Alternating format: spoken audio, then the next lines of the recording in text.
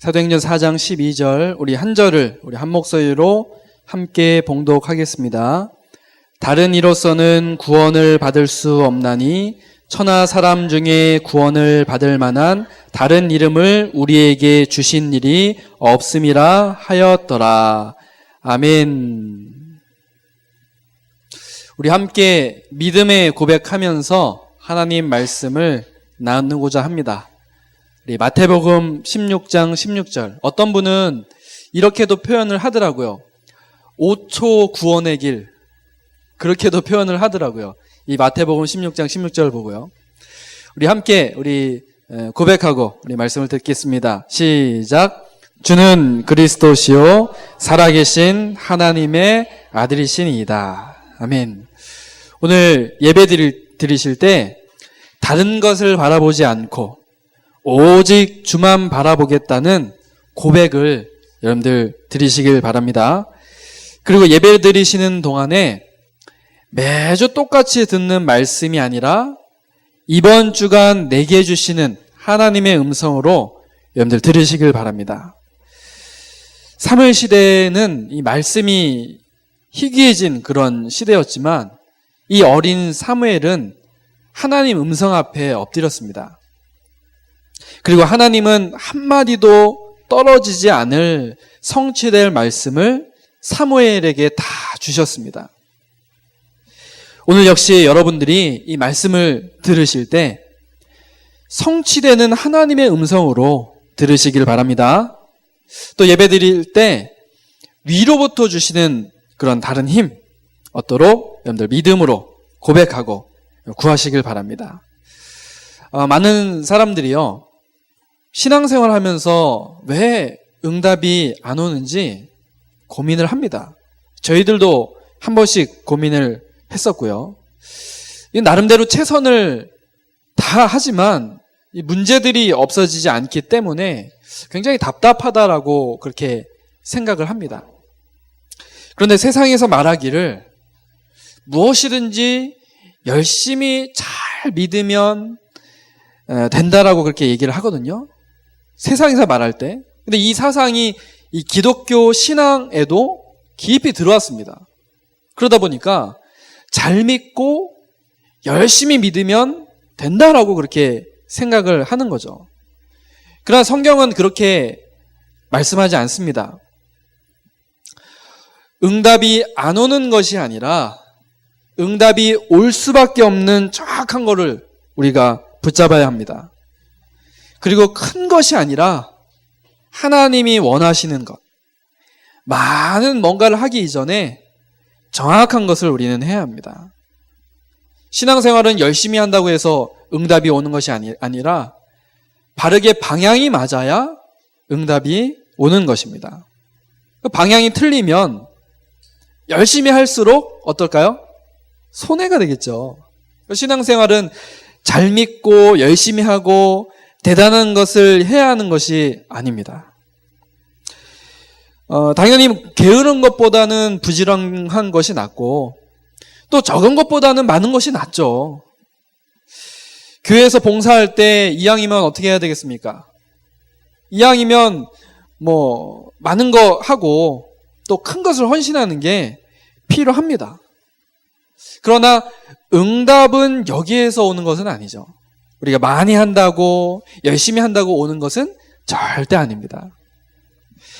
하나님이 원하시는 것이 무엇인지를 제대로 우리는 찾아내야 됩니다.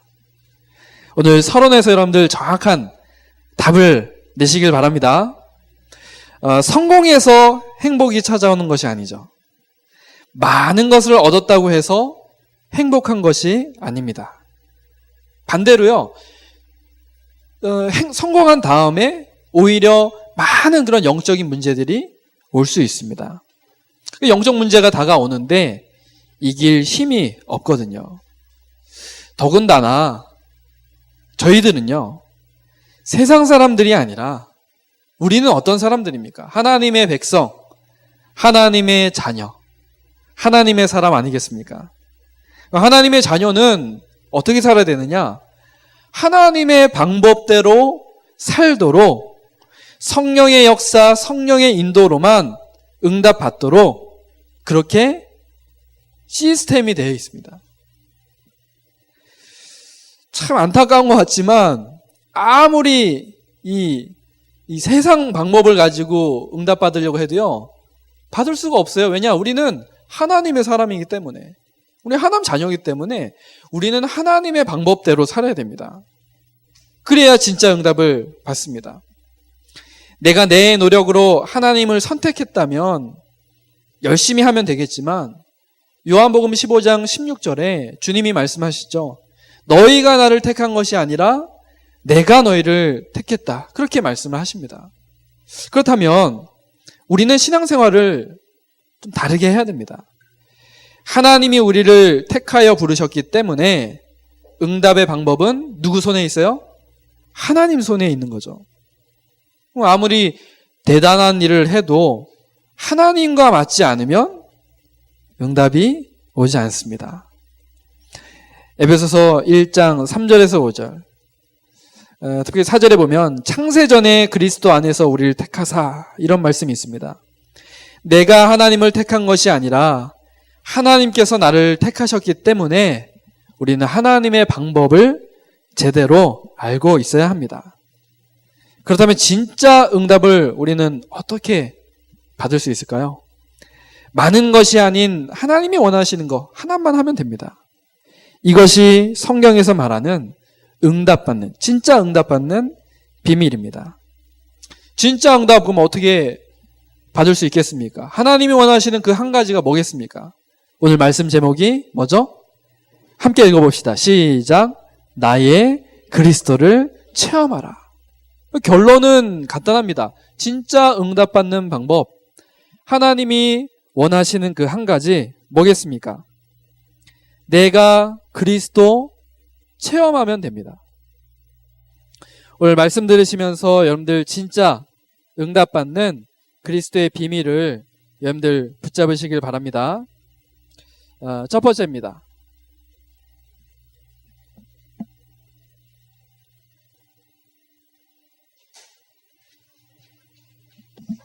첫 번째는 알고 있는 그리스도. 여러분, 내가 체험한 그리스도가 아니라 알고 있는 그리스도로는 내 영적 문제를 절대로 해결할 수 없습니다. 교회 와서 말씀 다 듣고 하지만 이 정도로는 안 되죠. 나의 그리스도로 체험되어야 진짜 응답이 시작이 됩니다. 예수님의 그 공생의 사역 당시에 많은 사람들이 예수님을 따라다녔습니다. 그리고 많은 그 기적들을 이 사람들이 이제 옆에서 봤거든요. 근데 진짜 문제 왔을 때는 전부 자기 갈 길 갔거든요. 그 많았던 그 무리들이 다 어디 갔는지요? 자신의 인생 근본 문제를 바꿀 수 없었기 때문에 그렇습니다. 예수님이 누군지는 알았던 것 같은데 체험을 못한 거죠, 실제로. 근데 뿐만 아니라 예수님 옆에서 3년 동안 같이 먹고 자고 했던 제자들 역시 이 인생의 문제가 해결되지 않았죠. 가장 수제자였던 베드로마저도 예수님이 십자가에 달리실 때 예수님 부인하고 저주하고 도망갔습니다. 나머지 제자들도 다 똑같죠. 나의 그리스도로 붙잡아지지 않고 체험되지 않으니까 자신의 수준을 넘어서지 못하는 겁니다. 사도행전 19장에 바울 전도팀이 에베소 지역에서 전도운동 하는데 병자도 고치고 또 많은 그런 응답을 받았죠. 심지어는 바울이 쓰던 손수건, 그것을 병자에게 아픈 곳에 놓으니까 그 병이 나았다라고 하죠. 그만큼 하나님이 역사하시고 응답이 왔다는 겁니다. 너무 신기하니까 그 구경하던 마술사들이요, 이 바울처럼 똑같이 흉내를 내보는 겁니다. 뭐라고 합니까? 바울이 전파하는 예수 그리스도 이름으로 귀신아 떠나가라. 그러나 귀신은 절대 떠나지 않겠죠. 그곳에는 제사장의 7 아들 그들도 있었는데요. 본인들도 이제 해보겠다고 귀신 들린 사람에게 바울이 전파하는 예수 그리스도의 이름으로 명하노니 귀신아 떠나가라 라고 했습니다. 그랬더니 귀신이 뭐라고 했죠? 그 귀신 들린 사람이 내가 바울도 알고 예수도 아는데 너희는 누구냐? 그렇게 말하면서 그들에게 달려들어서 옷을 막 다 찢고 그리고 어떻게 했을까요? 성경에 마구 때렸습니다. 맞은 거예요. 잘못된 그 권세 사용했다가 그 이름 잘못 불렀다가 맞고 도망가고 쫓겨난 거죠. 제사장 아들이라고 하면요, 지금으로 말하자면 뭡니까? 신학생이에요, 신학생. 그죠? 이스라엘 그 당시에는 제사장, 누가 제사장 할 수 있느냐? 제사장 가문 출신만 제사장을 할 수 있어요. 그죠? 레위 지파. 그 가문만 할 수 있다니까요. 이 제사장 아들이면은 이 성경에 대해서 꽤나 알고 있었던 사람들일 텐데, 누구보다도 이 성전에 대해서, 교회에 대해서 잘 알던 사람일 텐데, 근데 이 성경 말씀, 이 내용이 자기 것이 아니었어요. 이 예수 그리스도가 자기께 안 되니까 어마어마한 망신을 당하는 겁니다. 신앙생활을 이런 식으로 하는 사람들이 참 많습니다. 응답받는 사람들처럼 나도 예수님 안다고 생각하지만 그거 가지고는 자꾸만 이 찾아오는 영적 문제를 절대 해결할 수 없습니다. 그래서 신앙생활을 하면서 왜 문제가 지속되고 응답이 없는지 질문을 합니다.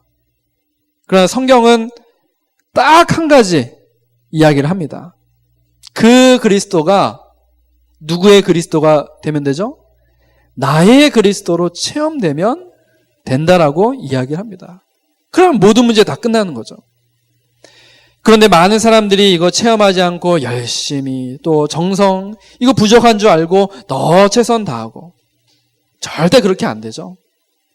나의 그리스도로 체험되는 것이 가장 중요한 줄로 믿습니다. 이처럼 아는 그리스도로는 절대 나의 영적 문제 해결할 수 없습니다. 흑암 권세가 다가오는데 막을 길이 없는 거예요. 이 문제 해결하는 길은 하나님께서 주신 유일한 길, 그리스도밖에 없습니다. 신앙생활은 열심히 하는 것이 아니라 제대로 붙잡는 게 신앙생활입니다. 그러면 다른 응답이 다 따라오게 돼 있는 거죠. 그래서 우리 처음에 고백했던 그 고백이 그래서 그렇게 중요한 겁니다. 주는 그리스도시요 살아계신 하나님의 아들이시니다. 아는 그리스도 가지고는요, 가정, 가문, 자녀, 현장 문제 절대로 풀 수 없습니다. 세상에 좋은 것이 많지만 이것으로는 자신의 문제를 해결할 수 없습니다. 이 문제를 해결할 수 있는 한 가지 길은 하나님께서 주셨는데 바로 그리스도. 이 그리스도가 나의 그리스도로 체험되어야 됩니다. 자, 그렇다면 체험한 그리스도. 몇 명의 믿음의 인물들을 좀 보겠습니다. 오늘 사도행전 4장 12절 이 고백을 누가 했죠? 베드로가 했습니다. 예수님이 십자가에 못 박혀 죽으실 때 어린 여종의 그 한마디, 당신도 예수님의 옆에 있던 사람 아니냐? 이 한마디에 어떻게 합니까? 예수님 부인하고 저주했습니다. 그러던 베드로가 예수님, 부활하신 예수님 다시 만나고 또 마가다락방에서 뭘 체험했습니까? 이 그리스도를 이제 체험한 거예요. 마가다락방에서.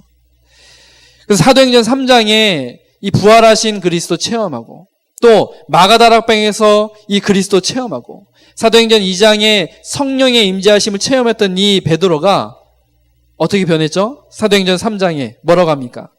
내게 있는 것으로 내게 주노니 나사렛 예수 그리스도 이름으로 일어나 걸어라. 다른 사람들 막 살리는 거예요. 사도행전 4장 12절에 그렇게 겁이 많던 베드로가 이 종교 법정 앞에 서서 하는 고백입니다. 베드로 하면 딱 떠오르는 게 있죠?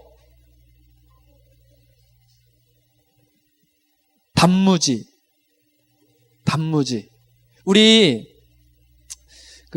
제가 이제 뭐 지금 이사 갔지만 혁신도시 살았잖아요. 제가 예전에 한번 말씀드렸었나? 그 혁신도시 제일 가운데 이제 그 심사평가원 그 사거리가 있잖아요. 제일 가장 이제 중심되는 곳인데 거기에 보면은 아침 시간에 늘 나와 있는 한 분 계세요. 그분 이름이 뭐냐? 단무지. 네. 그냥 별명이 단무지예요. 자기 이제 PR을 하는 거예요. 이분이 뭐 하시는 분이냐? 보험하시는 분이에요. 보험하시는 분. 단순하고 무식하지만 지속해서 돕겠다. 그래서 단무지. 항상 이거 무슨 이제 자기 PR하는 그 판 가지고 와서 거기서 이제 계속 인사하는 거예요. 마치 그 선거철에 그 국회 그 후보들이 아시죠? 뭐 기호 몇 번 하면서 이제 막 인사하잖아요. 그런 것처럼 혼자 나와서 때론 이제 동료를 데리고 와서 아침 시간에 그 출근 시간에 계속 인사를 하는 겁니다. 네. 이 베드로가요, 어떤 사람이냐? 어부 출신. 무슨 말이냐? 무식한 사람이에요. 단순한 사람이에요. 성격 급한 사람이에요. 그 법정 앞에 설 만한 사람이 아니에요. 그런데 나의 그리스도를 체험한 이 베드로가 그 법정 앞에 섰습니다. 그리고 고백을 합니다. 뭐라고 고백합니까? 천하 사람 중에 구원을 얻을 만한 다른 이름을 우리에게 주신 일이 없습니다. 담대하게 선포하니까 그 법정에는 그 사람들이 할 말이 없는 거예요. 반박을 할 수가 없는 겁니다. 어떻게 이런 고백을 할 수 있었을까요? 나의 그리스도로 체험했기 때문에 그렇습니다. 베드로뿐만 아닙니다. 구약 성경에 나오는 욥에게는 엄청난 문제가 있었습니다. 그러나 욥에게는 그 문제가 문제되지 않았습니다. 고백하기를 욥기서 마지막 장이 이제 42장이거든요. 욥기서 42장 5절에 보니까 내가 여호와를 이전에는 귀로만 들었으나 이제는 눈으로 봅니다. 이 무슨 고백입니까? 아는 그리스도가 아니라, 아는 복음이 아니라 체험한 그리스도. 나의 복음. 이렇게 고백을 하는 것이죠. 또 여러분들 잘 아시는 이렇게 앞을 못 보던 이 소경, 크로스비 여사 아시죠? 굉장히 이 눈이 안 보이니까 무시당할 수 있는 그 삶 속에서 어떤 고백합니까?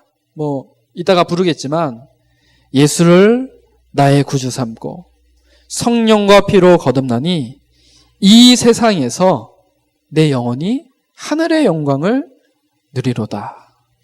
그렇게 고백을 했습니다. 이 찬양은요, 뭐 요즘 음악처럼 뭐 화려하거나 멋있지도 않지만 벌써 이제 100년이 지났거든요. 100년이 지난 지금도 굉장히 중요한 찬양으로 불려지고 있지 않습니까? 그 크로스비 여사가 체험했던 그리스도에 대한 고백이기 때문에 그렇습니다. 오늘 우리 예배 시간에 아까 했던 찬양들 있죠? 아까 뭐 찬양으로 찬송으로 보답할 수 없는 뭐 주의 음성을 내가 들으니 이거 다 크로스비 여사 곡입니다. 제가 일부러 그렇게 오늘 선곡을 했는데 이 고백들이요 왜 계속 되어집니까? 진짜 그리스도 체험한 고백. 여러분 그 이장희 목사님 예전에 이제 간증하실 때 들었었는데 이 예수는 그리스도 이런 찬양 있잖아요. 예수는 그리스도, 뭐 우리는 언약의 백성, 뭐 약속의 자녀 이런 찬양들 있잖아요. 이런 찬양, 이런 고백들이 그냥 나오는 고백들이 아닙니다. 또 우리 중요한 그 사역자들 많이 계시죠. 권정민 목사님 같은 경우 그분도 정말 자기 중심의 믿음 고백 담아서 하지 않습니까? 매해마다 나오는 이 WRC 주제가, 그 작시를 누가 하죠? 예, 항상 그 연초에 그 메시지와 이 계속 그 찬양 부르면 메시지 그 흐름 따라갈 수 있도록 그 메시지를 담아서 작시를 하시거든요. 항상 그 흐름 따라서. 그래서 이제 그 주제곡이 나오고 우리가 그 찬양하면서 그 은혜를 받지 않습니까? 왜냐하면 정말 이 그리스도가, 체험된 그리스도가 담겨있기 때문에 그렇습니다. 여러분들 바울 아시죠? 바울은 이 성경학자면서 굉장한 그 뛰어난 박사였습니다. 그러나 자기 인생의 문제가 해결되지 않았죠. 어느 날 이 다메섹에서 부활하신 그리스도 체험했는데 그 뒤로 어떻게 고백합니까? 고린도후서 4장 8절. 사방의 우겨쌈을 당하여도 쌓이지 않는다. 이렇게 고백을 합니다. 이 축복을 우리가 찾아내야 됩니다. 여러분, 하나님이 가장 원하시는 것을 붙잡으시길 바랍니다. 자, 그러면 어떻게 그리스도 체험할 수 있겠습니까?